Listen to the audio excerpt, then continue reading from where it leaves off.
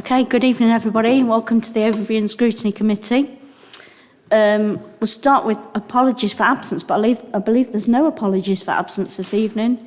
We're all present and correct. Okay, so we'll move on to item 2, to approve the correct record the minutes of the meeting held on the 16th of January. Has anybody got anything to raise about those minutes? Looking round. No, everybody happy? Yep. Everybody in favour? Yep. Is that everybody? Anybody against? Abstaining? All good. Okay, we'll move on to number 3, declarations of interest. Anybody got any declarations of interest tonight? I'm looking over there.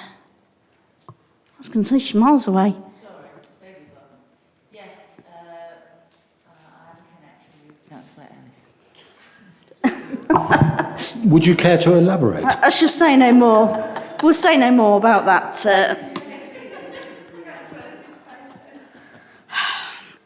Okay, we'll move on to item number 4 at that, which is the portfolio holder attendance. And with us this evening is Councillor David Ellis, who's, just a minute, let me get the right page up. There we go.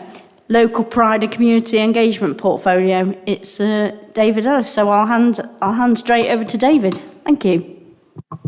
Thank you very much, Chair.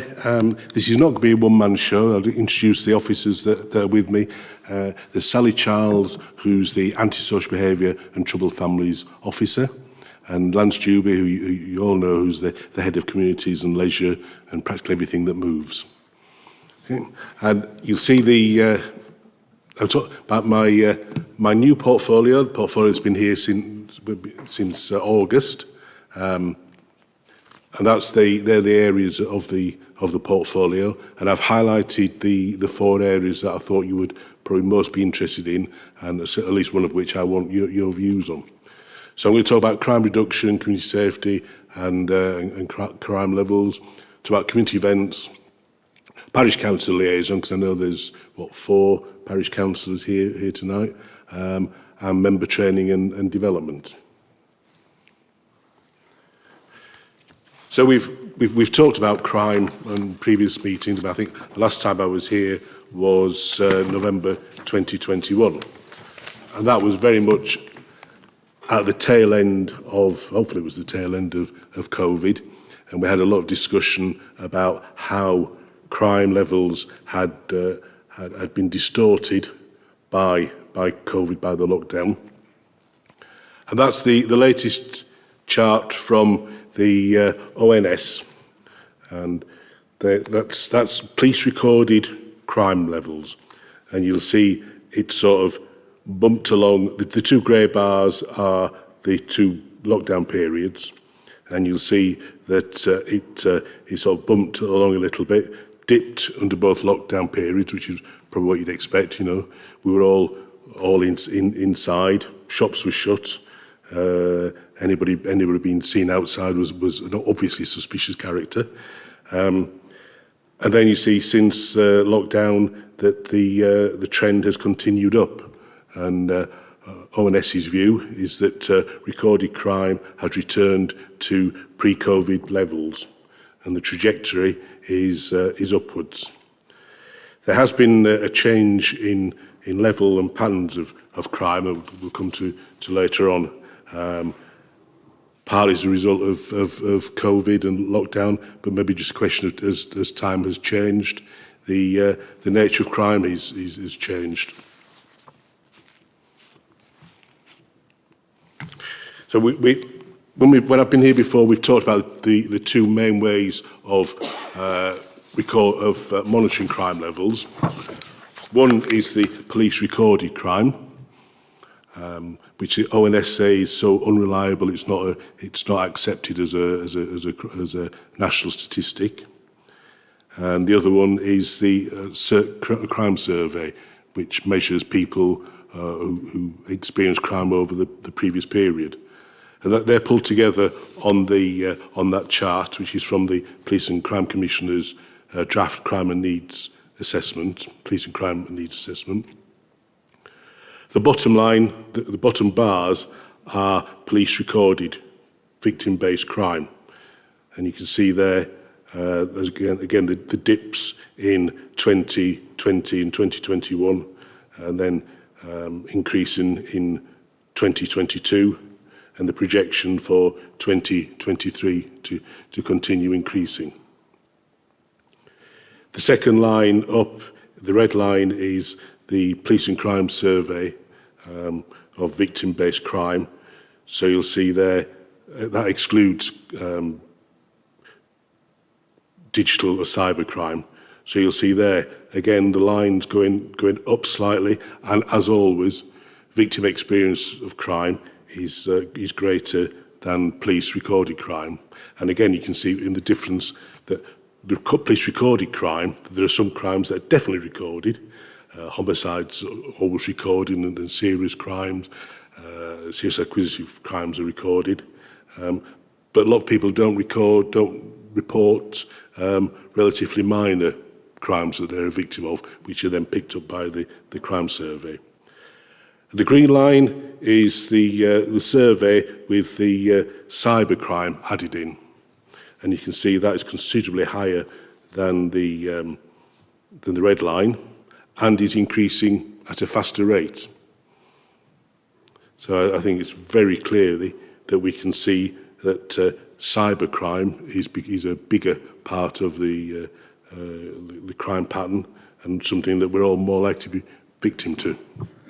Sorry to interrupt, Marge, David. go Does cybercrime include things that people probably should ignore, like phishing emails? Do people report that as crime, or is that not even part of the statistics? That's probably not in recorded crime, and whether it's in the victim experience crime depends if you recognise it. I mean, I think I've got my junk box. I think I'll get something like a dozen phishing emails a day when I don't report those. So I suspect that is probably an underestimate. Councillor Boyle, do you want to ask something? Yeah, just following up from that green line, which I think is very interesting, isn't it? Because it looks as if it's a fairly flat, although higher level throughout 2020, but then suddenly takes off in 2021, and there were various lockdown periods within that. Is that really where a lot of this has come from, do you think? That's the assumption, that people locked down. For a better description, you couldn't go and break in somewhere, but you could try and break in digitally. So, and I suspect that a lot of people have discovered that it's a relatively easy crime to commit. And obviously, if you send out a phishing email, well, you know better than I do. You send out a phishing email, and you don't need a very great percentage to respond to it before you're making money. So looking at so that's the national picture. So bringing it down to the. So we've got another question, David. Sorry, Is that okay? Yep. Councillor Hope. Just before we go off it, you said they were figures that were from a police crime survey. Who does that, and how often is it carried out? There's two crime surveys. There's the crime survey England and Wales, national one. I think that's done quarterly, and there's a police crime survey which I think locally, which is also quarterly. So it's a quarterly. The quarterly figures. They're the local figures, yeah. So this is from the ONS statistics. This is crime for the 12 months up until September 2022. And you can see there fairly significant increases across the county in all crime, in violence against the person, and sexual offences, robbery and theft. The bottom two from the PCC's performance report, that's domestic abuse crimes. That's crimes that are recorded as having a domestic abuse element, and antisocial behaviour incidents. I think, just to sort of confirm what we were saying earlier on, we've seen massive increase or significant increases in crime levels, but antisocial behaviour has dropped. Because again, antisocial behaviour, people breaking lockdown and COVID regulations in the main was recorded as antisocial behaviour. So whereas crime went down during lockdown, antisocial behaviour went up. And I think we're now at where we what we would call a new normal. Things are settling down, and hopefully the COVID effect is washing out. As I said, there's changing pattern with a low proportion of acquisitive crime and a greater increase in the proportion of violence, which may be a temporary blip, but it's certainly something to be concerned about if violence is increasing. These offences are the crimes are the ones that tend to have the greatest harm for the individual. Interestingly, there's been a reduction in confidence in the police, and something that the Police and Crime Panel are following up. And there's a significant reduction in the level of confidence, which means that people are less likely victims less likely to report crimes, less likely to call the police. And I hope that that's partly the effect of the Metropolitan Police and the behaviour we're seeing from some police officers. I think the Metropolitan Police is different to Nottinghamshire Police, but you can understand why, given a lot of the publicity, why particularly women are very reluctant to call the police in. I also think in terms of understanding what's happening to crime, I think there's a systemic effect on all of this. We've seen the criminal justice system creaking after 13 years of austerity. We've seen a reduction in the level of charging. We've seen reduction in court, and those of you who are magistrates will know the state that the criminal justice is in. We are seeing things being put in place now to address some of the issues caused by austerity. We had 5 years of cuts, significant cuts to police officers, which are slowly being reversed. We had youth work decimated, and now that's been reinvented as a crime prevention mechanism. And Marge will be aware of this, of course. We had Sure Start. And when we were involved in developing Sure Start, we were told it was a 15-year programme. After 15 years, it'd start paying off in terms of educational achievement and in terms of crime. So that was abandoned to a large extent in the first part of the last decade. And we're seeing, I think we're seeing the fruits of some of those untoward decisions. During 2022, there's been a significant increase in first-time entrants into the criminal justice system, an increasing proportion of suspects aged 10 to 15 involved in crime, and a high level of crime harm that's attributable to those under 17, which basically I think reinforces the importance of early intervention and diversion.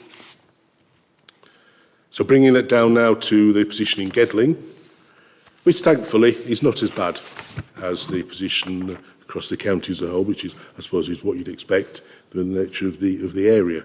You see, all crime has increased there, but not at the same rate as across the county, and similarly with violence against the people and robbery and theft. We're not sure why the sexual offences reduction is. That seems a strange one. There's something that needs to be. I think they need to get a bit of a grip of why that's happening. And again, domestic abuse and ASB, they go in the same direction as the county, but to a lesser level. Got a question, David. Councillor Boyle. Yeah, just on the sexual offences, it's not something I know that much about, but you did mention before when you were talking that particularly women have lower confidence than perhaps they did once have. And the Sarah Everard case and other cases from the Met might indicate why that might be the case. So would that possibly be reflected in the minus 16% you see on the board now? And how do we find out? Yeah, it's possible. But I think sexual offences is a particularly difficult one. As violence against women and girls generally is, it's a sort of iceberg, and when the figures go up and down, you're never sure whether the iceberg getting bigger or we're just seeing more of it.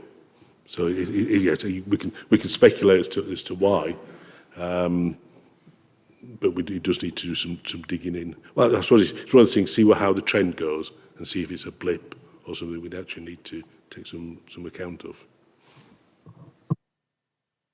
Councillor Lawrence. Thank you, Chair. I was interested in the reduction in antisocial behaviour incidents, and I've got two questions about that.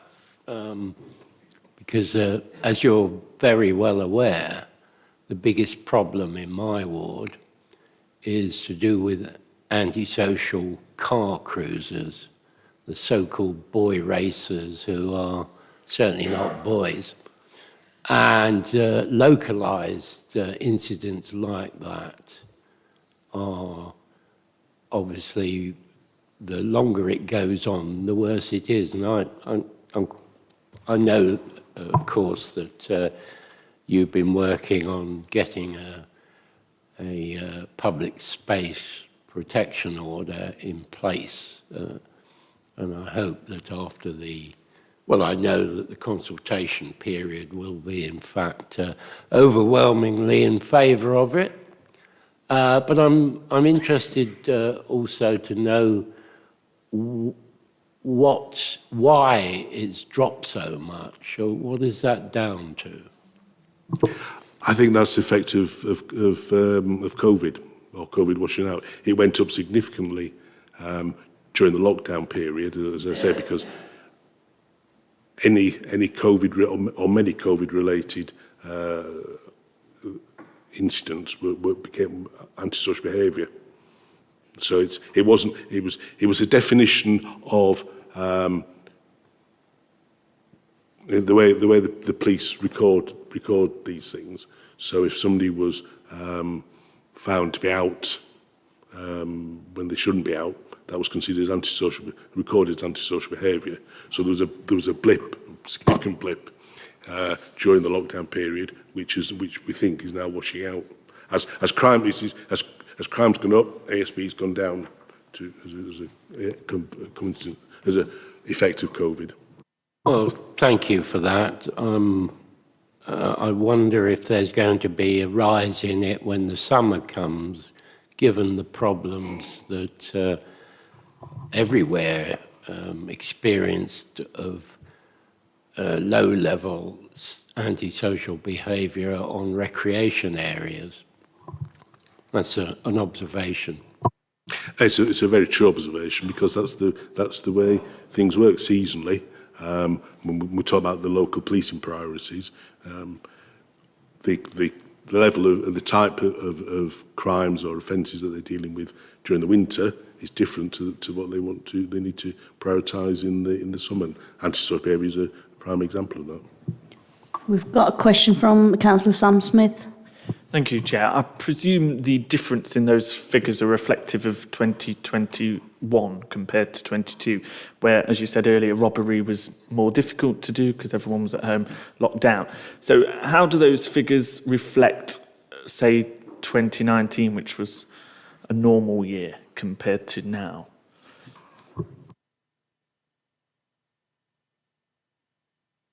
I haven't got those for Gedling, but yes, you're right. So much of 20, 21 and 22 is almost discounted to going back to a baseline of 2019.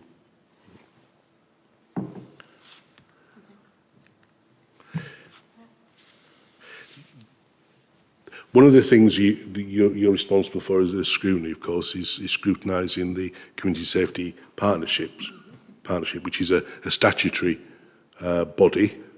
When community safety partnerships were first set up, each district or borough had its own. And there was money around at the time, which was a great motivator. Money gradually disappeared, and at some point in the past, community safety partnerships were merged. So the one that covers Gedling is the South Notts Community Safety Partnership, and there's a sort of hierarchy of the Safer Notts Board, that is the county-wide body that Mike Hill will sits on, and the Community Safety Partnership, which is the local body. So you see they've reviewed their priorities, and you see there the two levels of priorities.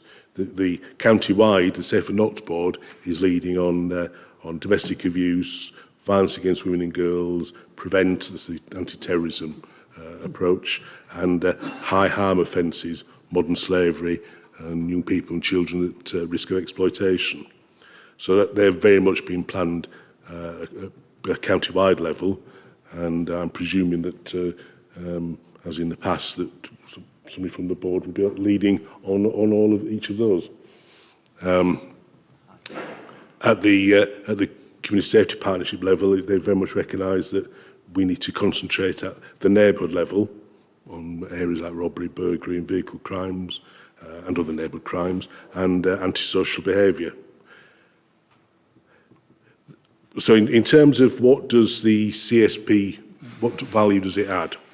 I think the main thing of having the one CSP instead of three, or three across the county instead of 7, is that it helps the other agencies come on board. So we get people like the police, the county council, who wouldn't come to all the partnerships, but will come to a smaller number. We share experiences, and there's learning from what happens in other areas. The partnership oversees domestic homicide reviews, and I think we've got 5 or 6 domestic homicide reviews running at present. But that's not because they've all happened this year. They take a long while to work through. And there's something about shared action. So some of the examples there, the Safer Streets bid, the Police and Crime Commissioner recognised that South Notts was not likely to get anything out of the Safer Streets bid, or each borough isn't going to get anything out of it. So we put a combined bid in across all 3, which has managed to get through the hoops there.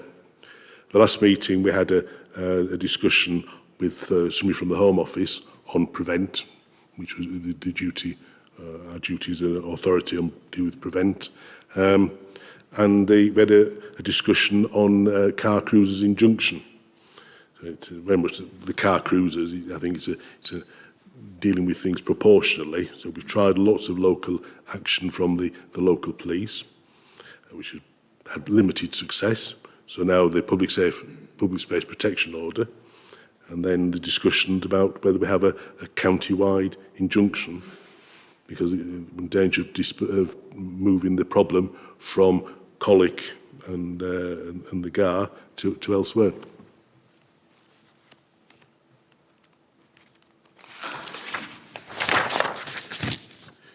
You know the local policing priorities because I have regular discussions, well, quarterly discussions, obviously, with the local neighbourhood policing inspector, and I write round asking if anybody's got any views, any areas that ought to be picked up on.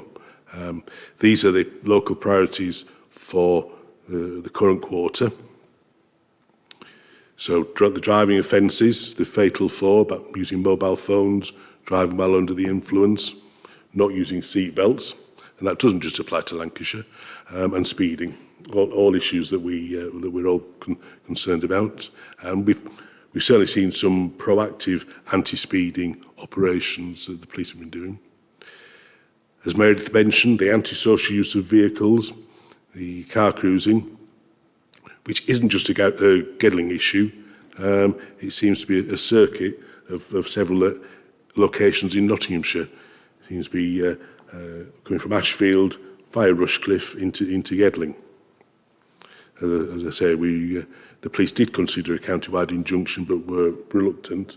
But we're happy that there's enough evidence locally to look at a public safety protection order. Drug supply, although drugs is categorised as a crime against society, which tends to sound like it's victimless, it is linked with many other crimes, theft, property crime, shoplifting, antisocial behaviour. I know we'll all have reports we'll receive reports from people complaining about neighbours, about drug dealing and what's going on in their neighbourhood. But it links with violence. A significant proportion of knife crime is between people engaged in organised crime and drugs.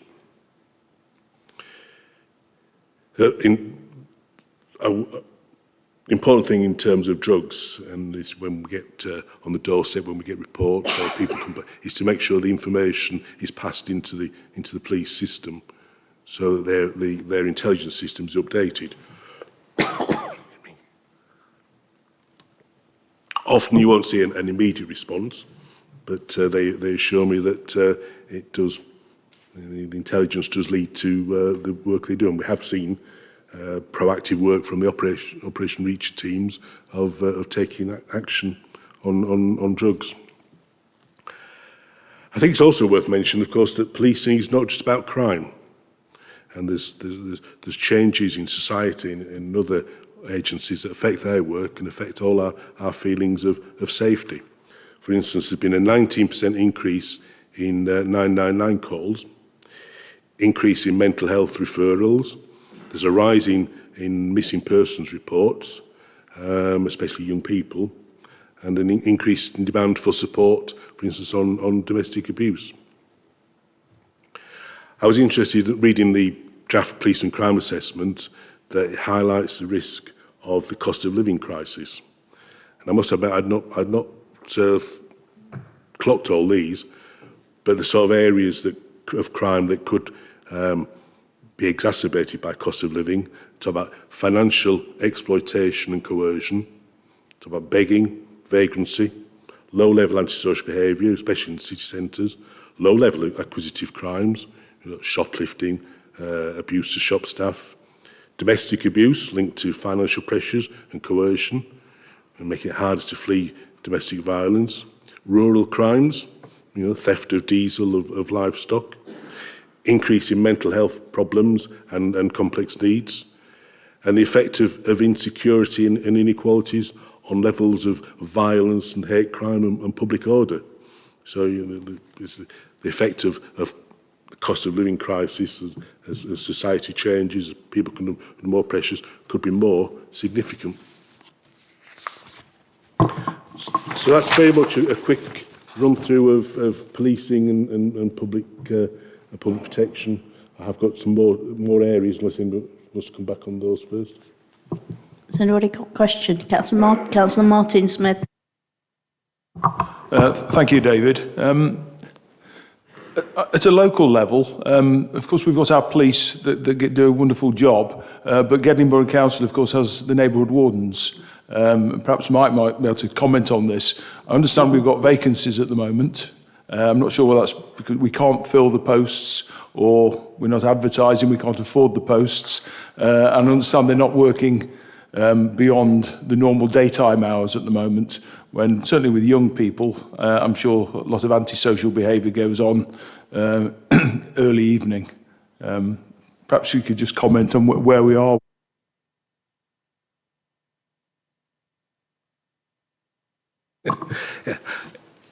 It has been a problem to recruit neighbourhood wardens. It's in many ways it's a useful career path. We get people coming in, doing a good job, and then moving on. So we've got lots of people across the authority are ex-neighbourhood wardens.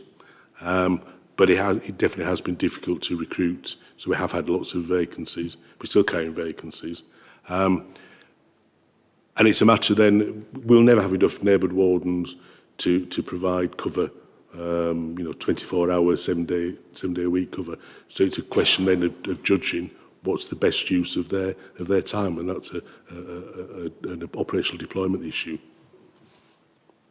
So just to clarify, then we are actively seeking replacements, are we? Yeah. Thank you, Chair. So neighbourhood wardens have been difficult to recruit, as Councillor Ellis has said. So there was one occasion where we recruited to a full establishment, and 2 days later they'd all dropped out again and got an alternative job. So I think the problem is we're an angry society, and that's the term I like to use. So, nobody likes to be abused on a daily basis. As a neighbourhood warden, it's a very difficult job to do, and I have full respect for the staff that's continued in that post, but albeit a very difficult one. So, I think we've got 3 at the moment, and we are looking again to try and go through those recruitment processes, but it has been difficult, and that's where we are. I think we also need to remember that we're probably the only council in Nottinghamshire that has them. Where I came from in Bassett Lord, did nothing in this area that Councillor Ellis has just described, and that was it. So, we are very fortunate here that we do a lot of good discretionary activity like this. A lot of these are funded by the Police Ground Commissioner, perhaps alternatively in other parts of the country. Here, neighbourhood wardens are funded through our own, and as I say, it's a discretionary service, but they do a fantastic job, and let's hope we can recruit some more. Councillor Sam Smith. Thank you, Chair, and thanks, David, for that presentation. I've mentioned this to you before, but fly tipping is probably the biggest antisocial behaviour issue in Trent Valley, particularly in Stoke Bardolph. And I wondered, I met on site with the wardens, and they do a fantastic job last week. And there's things in place to try and catch these people who do it, and then take them to court. I wondered if you could give us an update on how that's going across the borough, not just in Trent Valley, but if you are finding mechanisms that are working to prevent and detect who these people are and send them to court, really. I think the main mechanism is when people leave their name and address in the stuff they fly tip. You wonder sometimes about the thinking that goes behind that, but we do actively, if there are fly tips that can be identified, if there's stuff in there, we do actively pursue that, interview people under caution and prosecute. So without wanting to give it away to everybody that's watching, it depends what you fly tip, and of course how observant people are who see that. So the areas of Stoke Lane and people like that, if somebody's driving down Stoke Lane and sees somebody tipping some tyres out of their car and their van, they need to let us know. Councillor Feeney. You were next. Thank you. That's a good presentation. Now, just one thing that I've heard quite a lot of complaints of over the years is people driving motorcycles on council land, especially on Cornwall Forum. Now, every time I've done it, the wardens have gone out, but I've never actually received any knowledge that the police sorted out. And if, of course, anybody was quite seriously injured, because there is a high potential of knocking a child over, who would be liable? Would it be the police or would it be the council? Because I think we should take that issue far more seriously. Yeah, I wasn't aware of that, but I mean there are instances going on at present in particularly around parts of Gedling, as Linda will know, of off-road bikes being misused, and we've got the police are taking that seriously, and they've got the their own off-road patrol bikes being deployed. I wouldn't want to speculate on who would be responsible if somebody if there was an accident on our property. But if there is something going on, then we'd expect the staff at the leisure centres to be aware of it and to do something with the wardens or the police. Oh, I don't know. Councillor Payne, did you have your hand up first? Yeah, we'll go to you next. Thank you. Going back to fly tipping, I understand quite often the people who are caught have actually paid for unlicensed people, waste carriers, to take it away. Have we had any success in catching those people?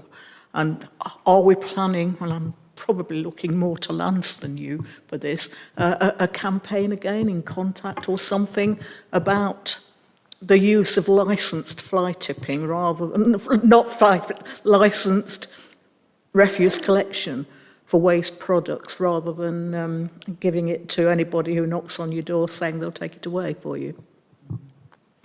As you know, it is your responsibility as the person with the rubbish to make sure that whoever picks it up is licensed and you are expected to check their credentials.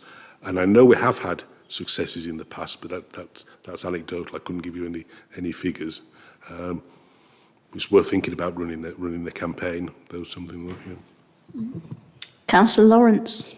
Thank you, Chair. I was reminded after what you said about people emptying stuff out the window when driving a car, that I think it was only today that somebody reported to Gedling on Twitter and gave the registration number of the car.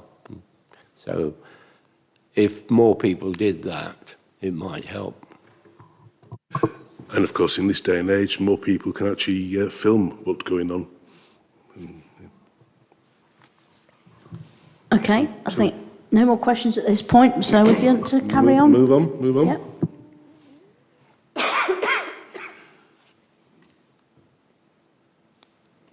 Yeah, there we are. Right, on to a lighter side, community events. I think the first thing to say about community events is that although they're valuable and well appreciated by the people involved, they're not standalone. It's not a programme of just nice to haves. It's a programme that's designed to reinforce and support the council's priority and to support our community aspirations. So just think about things like events to health messages, the light switch-ons are not just an opportunity for me and Roxanne to wear high-vis vests, but also to promote local businesses. And the play forum events cover cultural events, cover play, and often get parents involved in playing with their kids. And in many cases, you find they don't do much of that until they're given the opportunity in the foyer of the Civic Centre or wherever.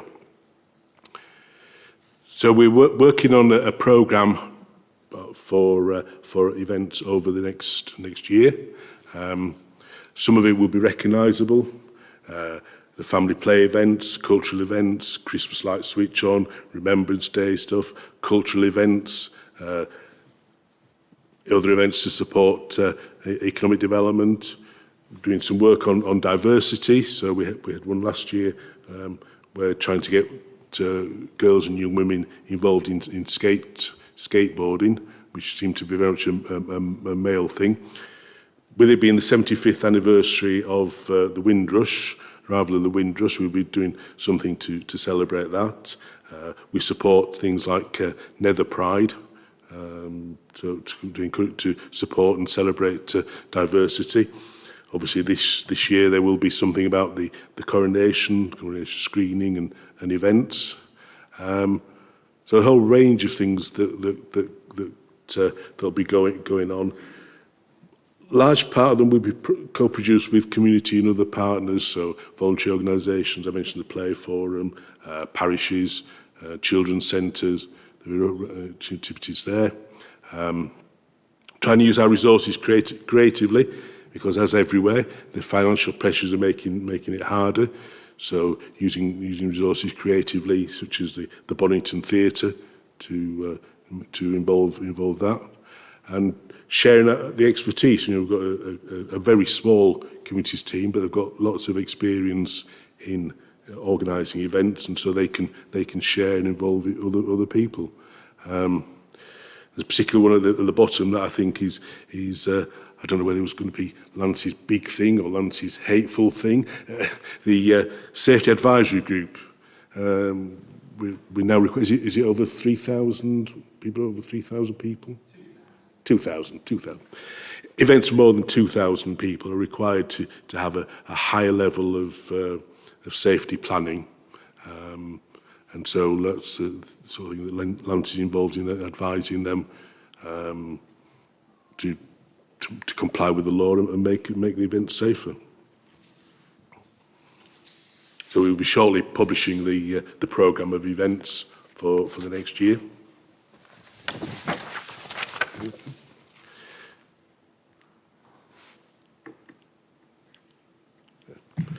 Parish Council Liaison. You recognise that, that's the most infamous parish in the whole country, I think. Yeah. The aim of this is to strengthen the links between the borough and the parish councils, which is one of the recommendations that came out of the peer review. Because of all the COVID and all the disruption we've had there, parish clerk meetings had gone into abeyance. They've now restarted. There was a Teams meeting in November, and after that we had a face-to-face meeting a couple of weeks ago to bring the parish clerks together, share experiences linked with the borough. I think it's probably fair to say a lot of the agenda up to now has been information given from the council. So, for instance, Emma was at the last meeting to talk about elections, which, of course, is a parish council. They're as interested as we are. We've launched a survey of parish councillors and clerks to identify issues and what support is they would appreciate from the borough. I know Martin was involved in looking at the survey. To my mind, there's two sides to the survey. There's one, governance issues, because I think we've certainly seen from some of the standard stuff that parish councillors can have problems with some of the standards regime.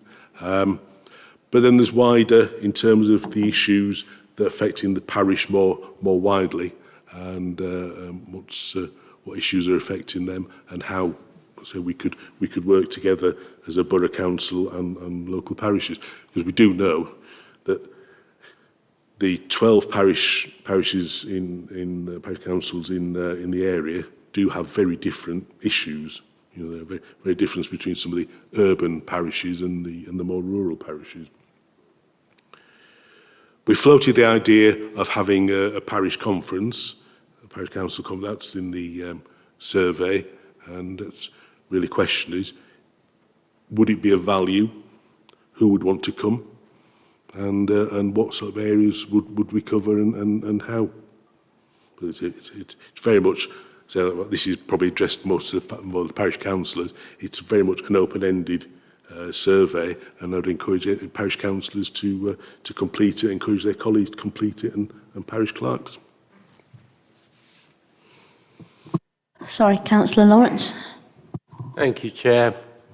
Well, as somebody who's done, or will have done, 34 years as a parish councillor, 29 years and then a gap, and then another 4 years, and also somebody who, with two other people, actually got Colic, a parish council, I've always felt, quite recently that parish councils haven't had the kind of liaison as they did in the past. There was a time when the parish councils got grants from the borough council, and I can understand why that had to be discontinued because of, as you've already said, the austerity regime that we've been suffering for the last 13 years.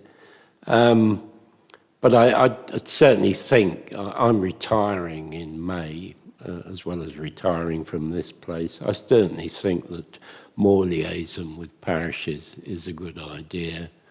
And the old parish council finance meetings that were held here when parish councils divvied up the amount of funding that was available from the borough were useful, if only the parish councillors met each other from different parish councils.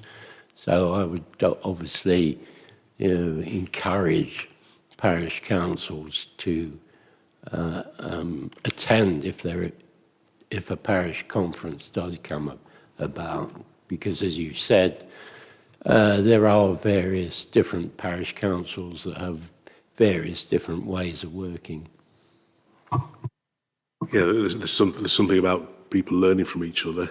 But the other thing that occurred to me when you were speaking, Meredith, is of course that parish clerks in the main are very isolated individuals. So again, an opportunity for them to network is helpful in itself. Councillor Boyle is next. Thanks very much, Chair. Just following on from the contribution that Councillor Lawrence has made, I, in my limited time here, have had a little bit to do with one or two of the parishes through the roles that I've had. But it's not normal for somebody like me who sits in the ward that doesn't have a parish councillor to have very much to do with them. And I think it might be also instructive, I think, for the wider community to appreciate the different forms of organisation. So, for example, in my ward, the parish is effectively this body because there isn't one. Whereas in Councillor Lawrence's area and some of the others that are around here, the parish council takes on some of the responsibilities that in more urban areas without parishes is taken on by Gedling. And that's not necessarily particularly well known about. So my question would be, if we're having surveys and conferences and things suggested, are we going to couple that with an information campaign and how this all works so that people are more know where to go, whether it's in the 3 tiers of local government that we have? I think that's the point. I think it's certainly relevant to parished areas. I think in the non-parished areas, parish councils don't matter because you don't have them, so you don't gain or lose anything from them. But certainly an understanding of the different tiers and the concurrent responsibilities wouldn't be unhelpful, would it? Can I just echo that before we go to Councillor Martin Smith over there? I'd echo what Michael said, in that it would be very interesting to know a bit more about the parish councils and how they function, because like Michael, my area doesn't have parishes either. Councillor Martin Smith, sorry. Yes, thank you. Thank you, David, and really do appreciate that Gedling's taken this initiative, something obviously we've been asking for. The clerks have certainly enjoyed their 2 meetings, certainly the second one when they can meet face to face, and I'm really looking forward to the opportunity of having a parish conference, hopefully in the near future. The survey, I'm not sure what the numbers are like. I'll certainly be banging the drum at the 4 parishes that are in my ward before the deadline to make sure people reply. Just want us to make sure that we hear the views of those people who hopefully will be elected newly as parish councillors in May. Because I'd hate for them to not be considered, because I'm sure there'll be a lot of training required for those. So can we just make sure that we think about the type of training that a new parish councillor might want to receive, rather than just training for the existing ones? It didn't sound from the discussion at the parish clerks meeting that there was going to be much turnover in parish councillors. It seemed to be a lot of... Sorry, I misheard that.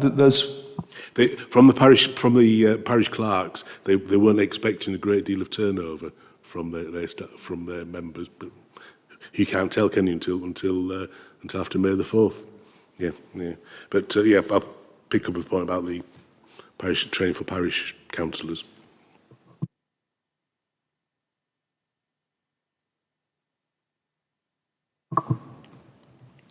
Which leads us on to the area I particularly wanted to get your reaction to. Member training, or more particularly at this point, member induction. Emma started planning for after the election. Some of us can't see past the election, but Emma's thinking past the election. And so that's a sort of a broad outline of possible areas that people, the members, could benefit from. I mean, I think we all know that it can be a shock getting elected. It can be changing in lifestyle, and people can stand for something, not realising what's letting themselves in for. Then the week after, they get thrown into it. So it'd be useful to get your reaction to the induction as we had last time, and where you think the priorities are this time. I think last time, if I remember rightly, everybody had the dates of training in advance. This was all candidates, whether they're going to be successful or not, which at least has allowed people to plan it. I remember, I think the time before that, there was at least one member who was elected and was totally unaware of the training because she was on holiday on polling day. But this is sort of a broad framework of areas that need covering. And there's something about how quickly do they need covering, and again, your experiences as newly elected members, if you think back that far, of how geared up you were to listen to these things. So talk about I've put two categories there. One is sort of induction, which I think is probably essential that any newly elected members or any elected members have it almost immediately. So there's something about our role, something about code of conduct, standards and what's expected. Something about IT, keeping people up with IT, but also issues around security and GDPR. Something about our personal safety. An introduction to the organisation, who's who does what. I know in the past we've had sort of marketplaces here where people have been able to meet them. And then some fairly immediate stuff for people who are on planning and E&L who can't take any decisions until they're properly trained. And then moving on to the medium term, things like casework and handling casework, who to approach and how in the organisation, issues around safeguarding, again very much what happens when we come up with somebody with the safeguarding concerns, understanding how budgets and finance work, understanding scrutiny, understanding of equalities, diversity rather, and dementia friendly, and possibly something about specific skills, chairing meetings, running the civic office or being in one of the civics, and making the best out of the media, and then working with partners, parishes, Jigsaw and other partners. So I think that's just my thoughts of the area. So I'd be interested to hear what's missing and your experience of how quickly and what we don't want to do is to overwhelm members. I know it has been done in the past, and expect people, having had a long election campaign, to then come up every night the next week to a training meeting. I've got Councillor Pearson first, then Councillor Ellis, and Councillor Creamer. Hello there. I did raise it in this meeting previously as somebody came in at the by-election, so I've just been in the 1 year at this point, and none of those medium term have been delivered to me. There is no set format for delivering to somebody that comes in mid-term.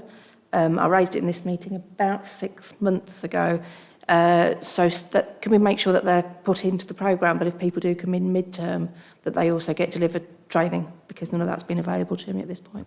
Thank you. What about the induction side? Induction, I came in and Emma delivered that to me, and I had additional training, although I come from planning background, additional planning training to attend as a substitute, so that's fine. But the casework, budgets, finance, scrutiny, qualities, apart from scrutiny for this meeting, dementia, none of those things have been made available. And I have raised them a number of times. Thank you. Yes, thank you. I'd like to echo what Councillor Pearson says. I think there is a place and I appreciate it's a lot to continue, but sort of ongoing and refresher training, because it tends to be front-loaded, talking about what happened, when I first came on the council. There was training available, but it did tend to be front-loaded, and then there wasn't a huge amount of it later on, which of course was something that you found difficult. And then a bit of a nitpicking thing, really. I would like to see safeguarding in the induction, but that's for discussion. Okay, Councillor Creamer. Yeah, not disagreeing with any of what's been said, but just between the induction and the medium term, that there perhaps should be not a member but an officer, so at least for a few weeks or months after election, there'd be an officer so that somebody could contact whatever volunteer officer it is, not one officer for everybody, say one officer to do three or four people. So if you've got a problem, it's on planning, it's on licensing, it's on the streets, it's on the parks, they could go to that person and then put them onto the right person until they say, after a reasonable time, they say, all right, now you should know everybody. So basically a focal point just for a couple of months afterwards. A sort of officer buddy type thing.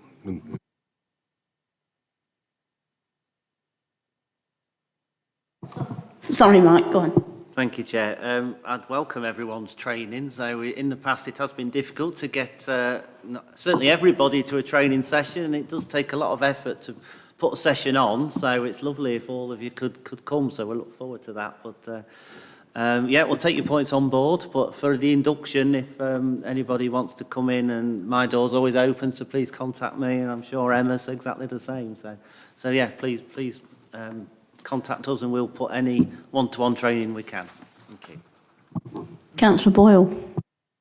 Yeah, just a few observations. I think some of the contributions on and feedback have been very useful from people who spoke before. What I would probably also add is that the planning and environmental licensing, I think, should be for everybody because of the needs of substitution. So it shouldn't be just those that are serving on the committee. And I think that makes it a little bit easier to make sure that people can substitute where necessary. The other point I was going to make is that when I first joined here, I then had a couple of weeks after the election, I had to do some consultancy work away. And a lot of the sessions were organised quite reasonably during the day. I think there's got to be a sort of a mix a little bit, because those people who do work full-time, and I'm one of them, find it rather difficult to turn out to a foyer thing or something at 11 o'clock on a Monday morning. It's just not going to happen. And sometimes we have to reflect whether we can do this and hold down a full-time job. But since borough councils are supposed to be able to do that, a certain amount of flexibility, I think, should be planned in. I think Emma's got something to say. Yes, I just wanted to respond to these comments. So what you see in front of you is a very draft proposal. So it's going to the senior leadership team tomorrow. Then my plan is to email this out to all members for their consultation. So I want every member to have their say, not just the Overview and Scrutiny Committee. And in terms of when things will be programmed and during the day, that's being thought about. So I would say I'll wait till you see my email and I'd say probably later this week, and that will have dates and times and who's going to deliver it and what we expect people to do, and that's a lot more detailed. So please have a look at that and then give me your feedback after that. But I'm definitely trying my hardest to ensure that it's balanced, that all of the key things that are essential will be in 1 or 2 days, depending on where we can get trainers in. But there will be, as always, our team that's here to ask you any questions. All new members will get a full induction pack that will tell who they need to go to for certain things. There'll be the marketplace type event where there'll be key members of staff there, so you can meet them in person and know who does what.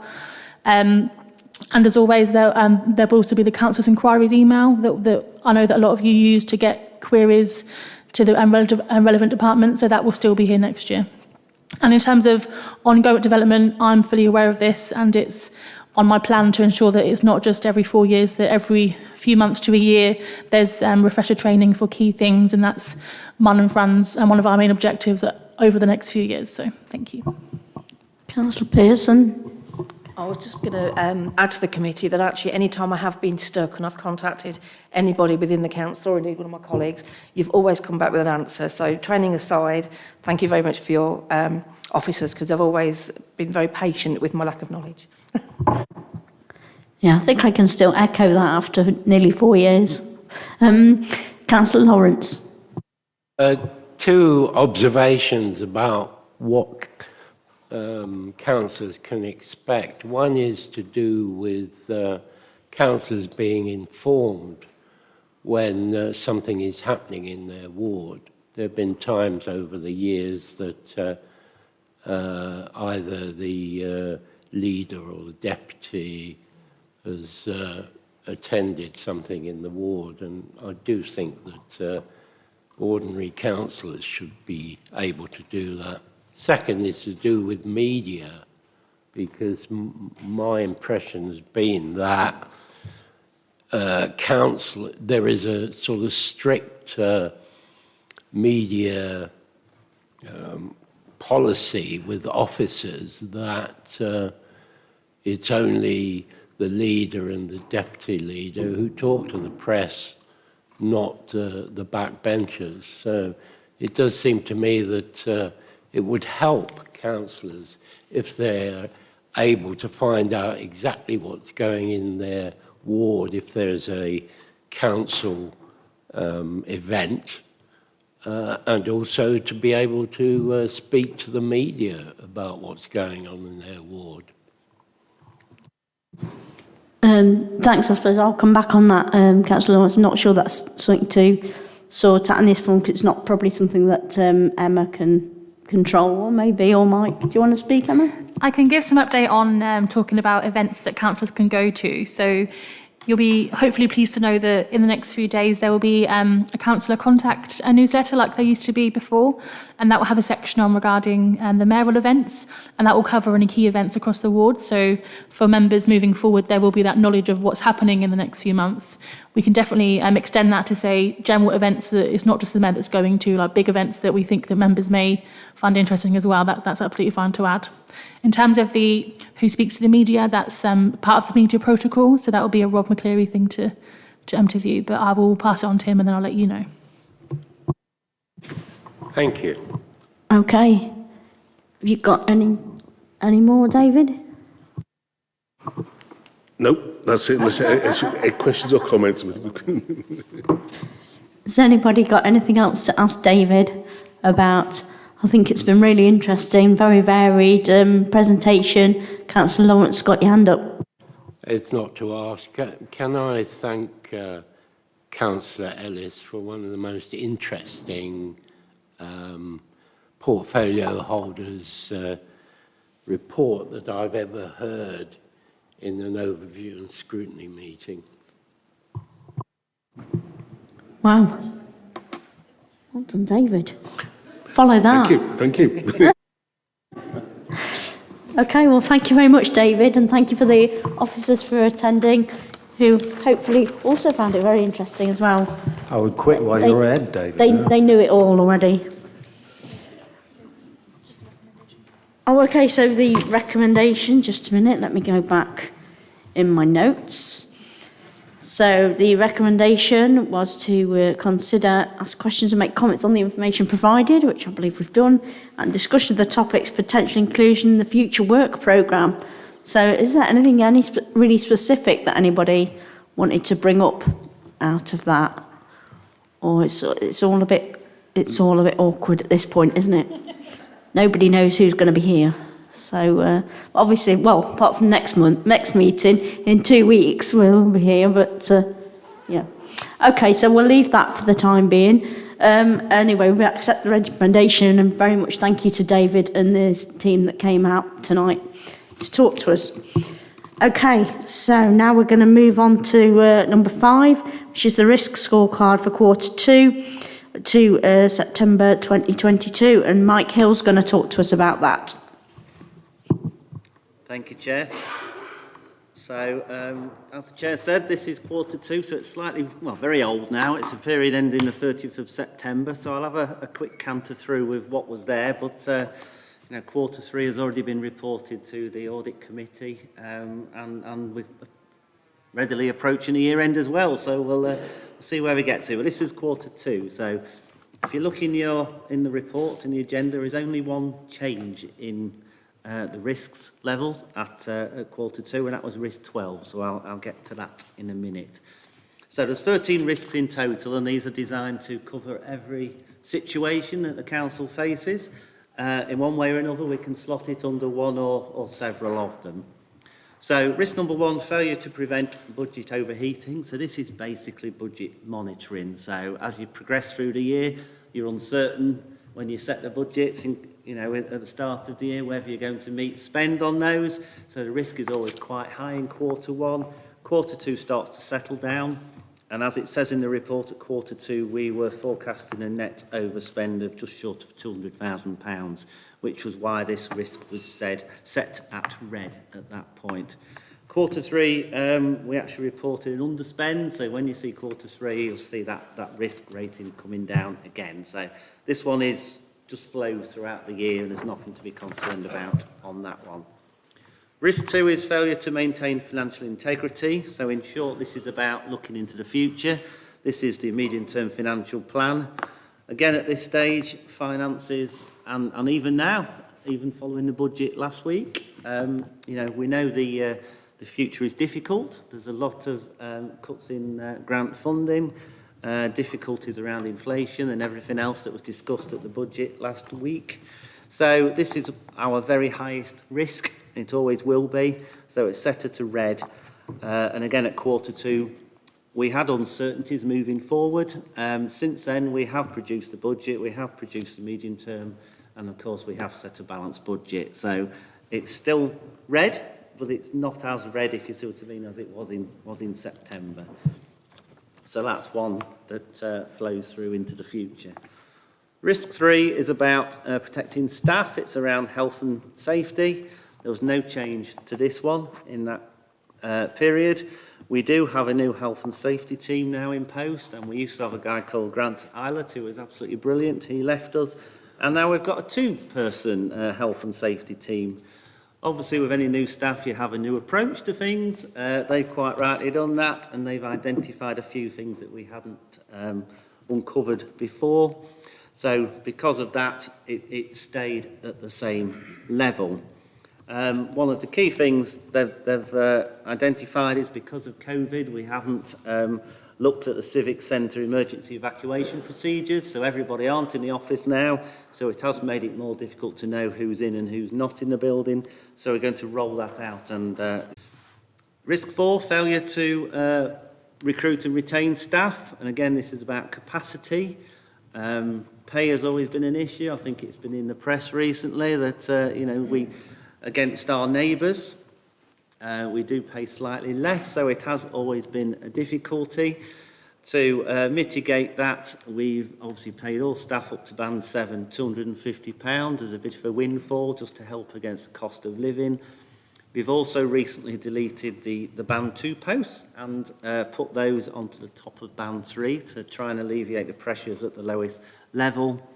And I'm sure you're aware we've gone the extra mile for the staff at the depot as well to get them on a comparative footing with our neighbours.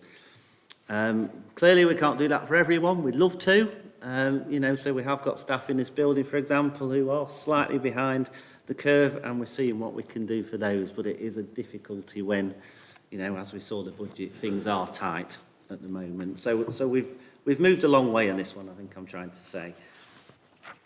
Risk 5 is about ICT and cybercrime. Again, no change on this one. We've had a number of external reviews.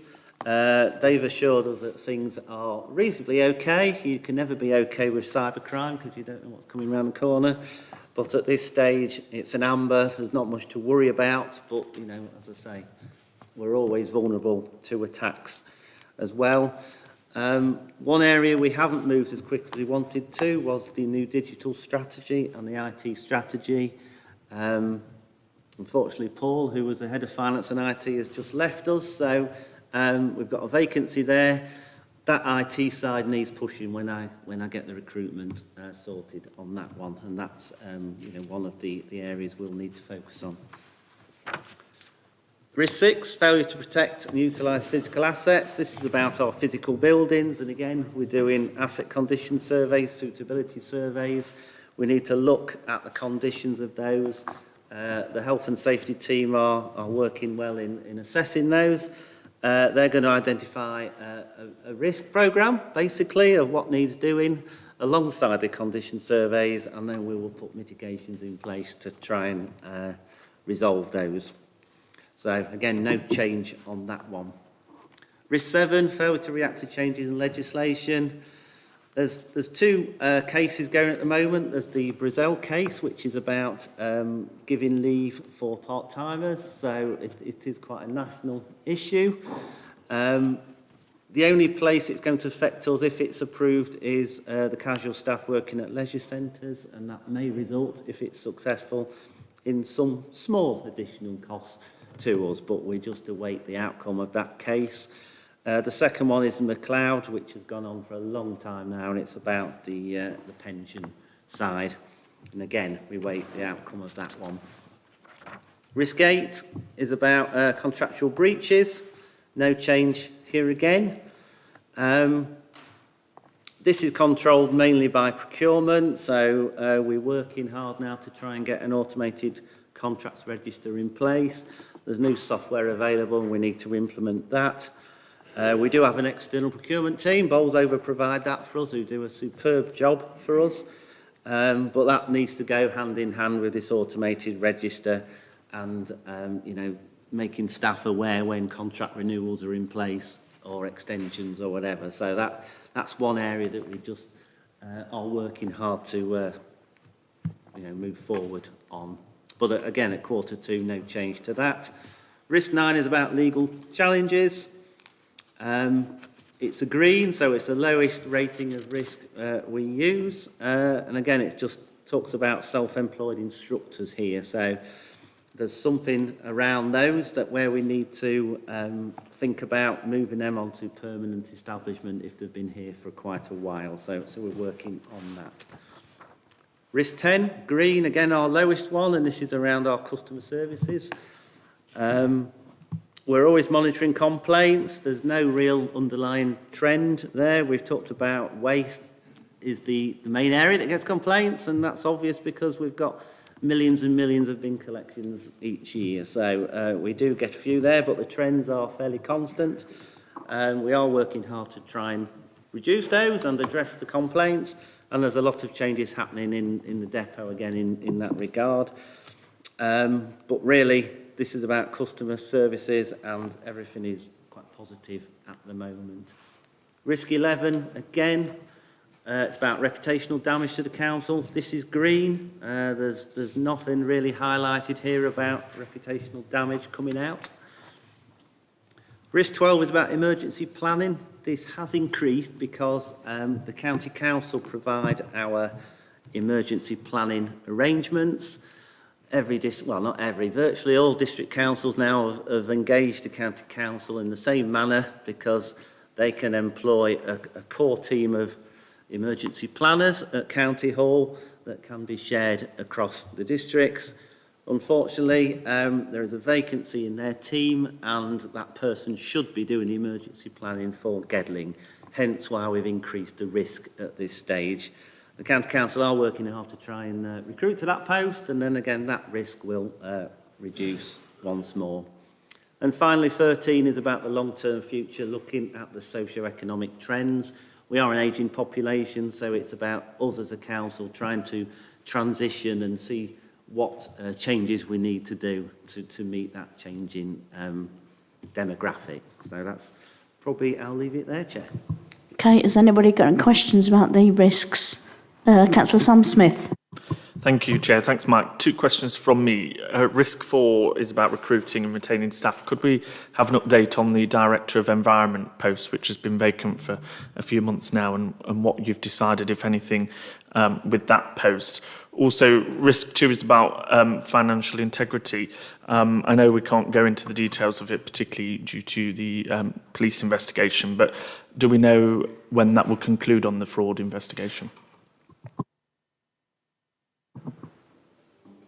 Thank you, Chair. So the Director of Environment post is currently vacant, as you say. I've been waiting to decide on a future structure, whether I need to recruit to that, whether I need to change the structure slightly to reflect needs. And of course, until we got a balanced budget, I didn't want to fill that post in case we couldn't afford to set a balanced budget. So fortunately last week we're in that position, so now I've got the options opening up again. I'm a bit nervous about recruiting at this stage because I don't know who will be the ruling party or ruling body or who will be running the council in May. Clearly, it's my decision what the structure is, but I'm not going to do that in isolation. I'm going to do that with the leader, whoever that may be. So, again, that's another hesitation I've been holding off. So now it's come to this close to being election time. Then we'll keep going at the moment, I've already mentioned IT is an area that I want to strengthen. IT rules the roost in terms of transformation, and that's something I really do want to put more resource into. So I've got a number of options swimming around my head, but, we're not quite there yet. So that's where we are on that director's post. So I'll be able to move fairly quickly on that after the election. And in terms of your second question, obviously we're aware we can't talk about that in a public session, so I'll decline that if that's okay, Chair. Yeah, that's fine. Councillor Creamer? Yeah, just on number 12, on the emergency planning team, do we actually pay for that service that's vacant at the moment? And are there any guesstimates on when the post will actually be filled? I realise that we're coming into a more settled weather after May, but even this week there might be emergency, but there's yellow warning at the moment for Thursday and Friday for snow, for instance. So the emergency team may or may not be active in Gedling. So at this particular moment in time, is there any guesstimate at least of when that vacancy is going to be filled? In short, Chair, no idea. We keep in contact regularly with the team at County Hall, and they assure us they're trying their best to recruit to that post. Going back to your first question, no, we don't pay for it at the moment because we're not receiving any service, and we'd gladly pay for it when we do. But, it's not all a concern because, we do have 2 health and safety experts in our team. They are trained in emergency planning, and indeed, if you remember, Grant referred to him earlier, he covered health and safety and emergency planning as one. So by almost contracting that element out to the county council and encouraging their assistance with it gives us time and the health and safety team to focus on what really matters in terms of health and safety. But that's not to say they won't do health and safety, emergency planning if a situation occurs. And I think hopefully our track record is pretty good in dealing with emergency planning issues. So thank you, Chair. Okay, thank you. Oh, Councillor Duncan. I noticed the 192,000 overspend. I imagine there was a significant chunk of that was down to energy prices.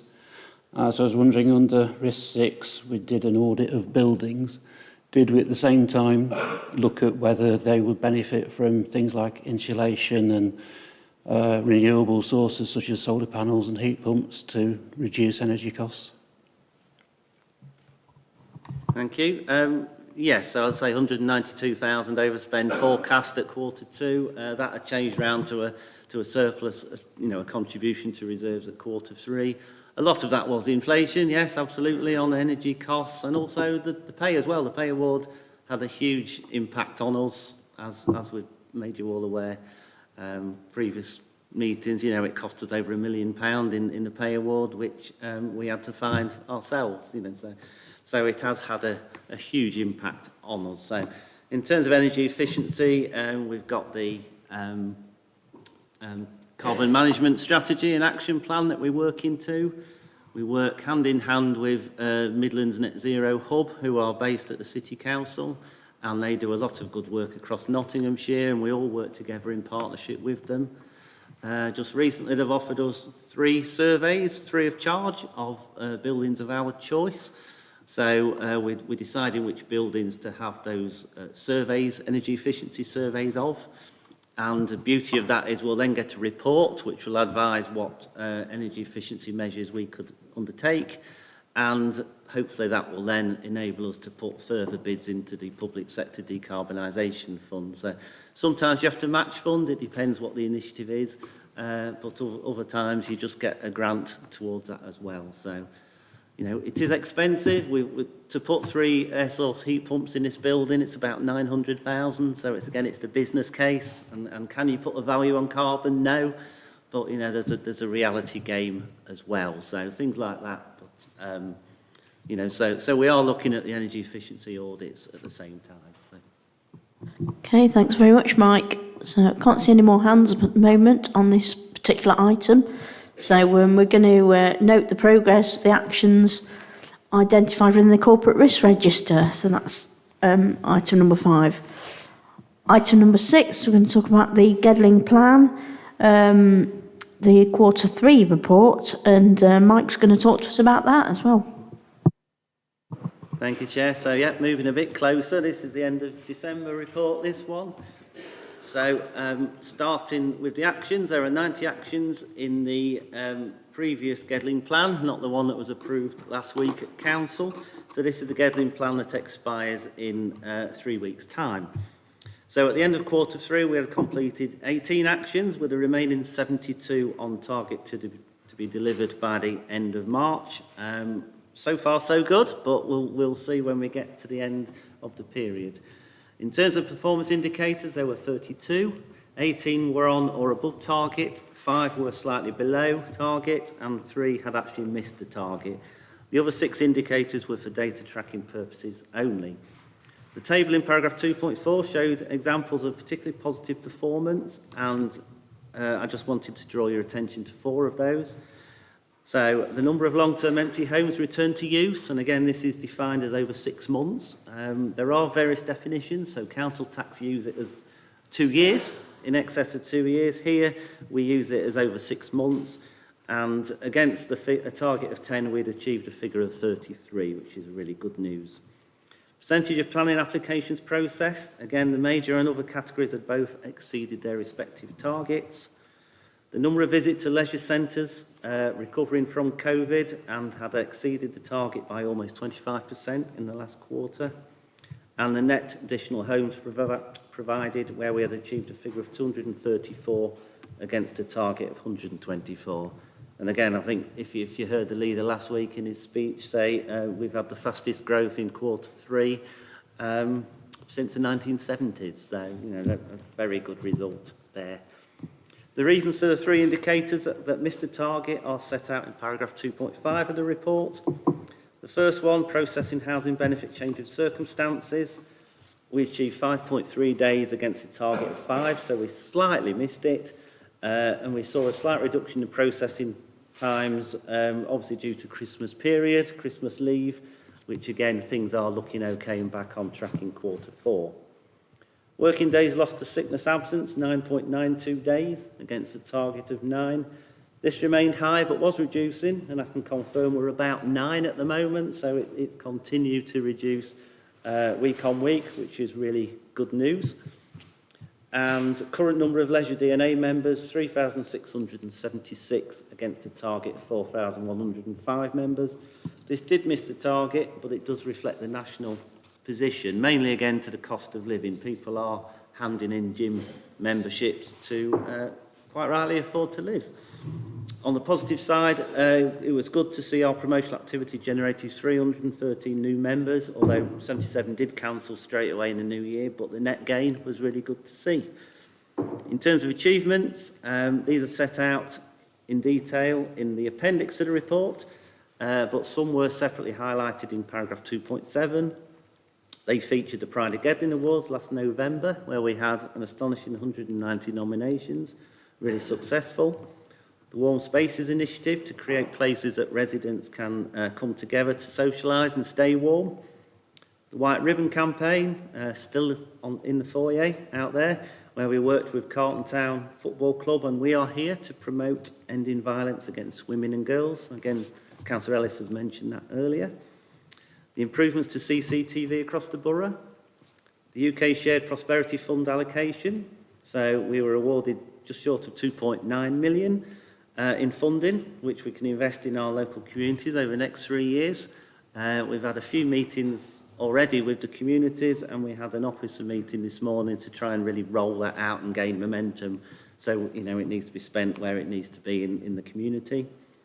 Completion of the AMP, where we have now let 6 out of the 7 ground floor units. The Bath Out project, really pleased with this, where we work with Longhurst Housing and their appointed contractor to adapt the bathrooms of 15 older persons units to enable people to remain in their own homes. So really proud of that one, and I'll end it there and happy to answer questions, Jen. Thanks very much, Mike. As usual, it's nice to hear about all the achievements and the targets we're hitting and exceeding in some cases. Councillor Lawrence. Thank you, Chair. Just draw your attention to page 57 in the examples of achievements and activities where it mentions Collick Rectory Play Area, or as I normally call it, Collick Rectory Recreation Ground Children's Play Area, but that obviously takes up more time. I attended the opening of it on last Thursday, and I hadn't been down there for some time, and it certainly is a credit to the council, Collick Parish Council and FCCC for funding it and working towards it. And I'd just like to pay special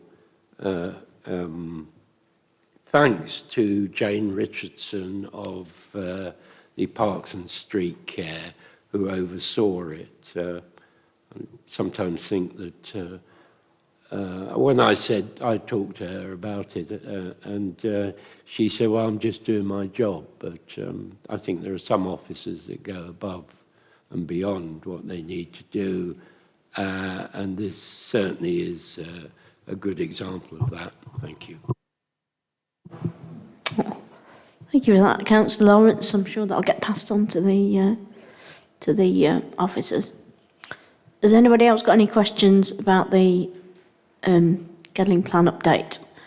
Okay, so I'm just going to... oh, sorry, Councillor Boyle, I didn't see your hand up there.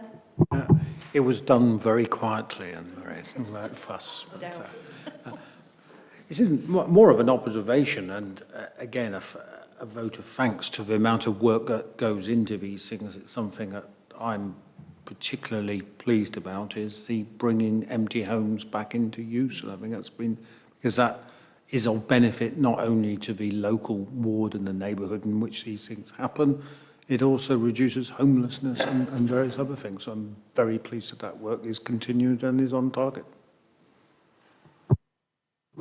Yeah, I'd like to echo that as well. Particular good, nice area for us to be achieving well in.